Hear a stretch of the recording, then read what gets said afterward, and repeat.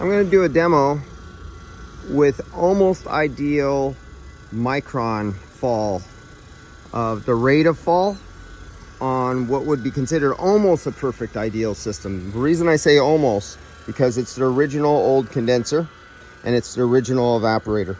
Every other component has been changed that's part of the refrigerant circuit. So as you can see right there, if that will read, I don't know if it focuses or not, but it's at 118 microns. Took about 10 minutes to get there. And I corrected all the leaks that he had. Actually, I'm gonna get a new name tag for it, says Mr. Leaks. Let's put a little nitrogen in the system. We're gonna bring it up to 0 PSI, and then we're gonna repeat the vacuum drum. And usually I just bring but for this video, I'm gonna do 2 hoses instead of 1 hose. But usually I put nitrogen, I do a flush, I do a sweep, but I've already done this a few times looking for the leaks, and I've already done it, so it's done. So usually I put in through the high side, let the nitrogen go through the whole circuit, push through the low side, and then when I want to vacuum it and bleed out there, I close the high side and then bleed it out the low side and do a vacuum from the low side, and then repeat that process 3 times. That helps sweep out the molecules of moisture that once you get beyond laminar flow of gases, you get into the molecular level. Once you're in the molecular level, you can no longer move moisture that is still coming out of the pores of the metal, the rubber, out of the oil, everything. It won't come out. There's nothing to push it out. There's no broom. There's no river to make those rocks tumble. Those rocks of moisture molecules are coming through the metal. They're coming to the surface inside that pipe, and they're just sitting there, floating, vibrating around. They're not moving and going towards the outlet because there's no substance to absolutely move it. It's so slow that it would take forever to do it. So what you do is you come behind it with some dry nitrogen and you sweep it along. You get that dust of molecules and you sweep it out towards the exhaust port where you go. And that's what we're going to do. So let's kill the vacuum. Let's go here. Actually, I'm going to do both sides. I'm going to leave them both open. I'm not going to sweep because I've done videos on that and I don't need to explain it no more. We're going to go right into how quickly and what does it look like when you have a nearly perfect system. I already have this on to a few PSI. Vacuum off. Let's give it a little squirt. There it goes. Still negative.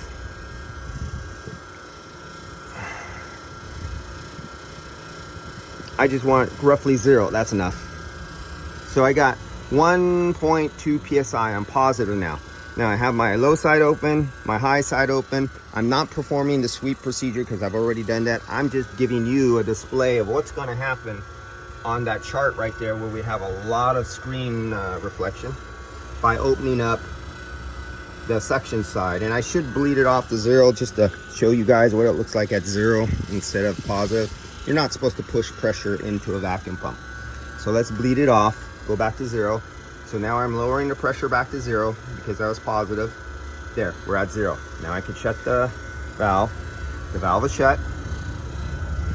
And where's our thing? I think it's way up there and my battery's getting low. Let me hit my auxiliary battery button on my case. Okay, it's charging because otherwise it'll go dead on us. And let's open this up. It's sitting right there. We're at minute 4. So it's right there. Actually, let me start this over from 0. Go over, start it all over again. Go back up to microns, link the tool. Okay, why aren't we linky? I'm a little slow there. Link the tool. Okay, this will not show until it hits microns. So we're at 0 right now. So let's see how long this takes. You got your timer running? 5, 4, 3, 2, 1, blast off. We are now drawing a vacuum. So we're going to do this until we get fairly down there. Hopefully I made no mistakes. There we go. We're already into microns. 4, 3, 2, 1.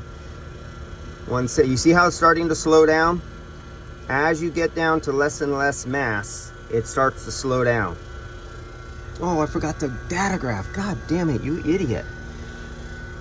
Yeah, I just mess everything up, don't I? You can see it grafting right there. If I could get it to 0 in.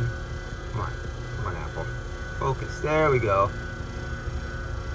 When does it get down to 500? Oh, we're in 400. Okay, I was gonna say, when does it get to 500 microns? This is lagging behind because there's a little lag. So this shows the lower number before it shows up over there. That's just the lag in data transfer. Okay, so does that answer your question? How long does it take to get down to 500 microns when an idiot didn't use shop compressed air to look for leaks? Instead, he used nitrogen. Someone might, oh my God, do-it-yourselfer is not going to spend a lot of money on nitrogen and a regulator. That's it, a nitrogen and a regulator, that's all. No, a do-it-yourselfer is going to have a refrigerated dehumidifier for his compressed air, and then it's, oh no, first it goes through mechanical moisture removal, stage 1. Then it goes through refrigerant dehumidification, stage 2. Then it goes through 20 or 30 pounds of desiccant material, stage 3. Then you have dry air you can use on a car because now it is dry. So a do-it-yourselfer is going to do that instead of just a tank, just a set of gauge. You can get them both used on eBay or something like that. And for $12 or $14, whatever it is, you go down to your local welding gas supply place and exchange your bottle and get a new one. No, instead he's going to go a dramatic, out of this world drying process, which is just stupidly ridiculous unless you're do crazy shit like that, like I do. But that's besides the point. As you can see, this is what the graph looks like right there, and we're down here at 131 microns.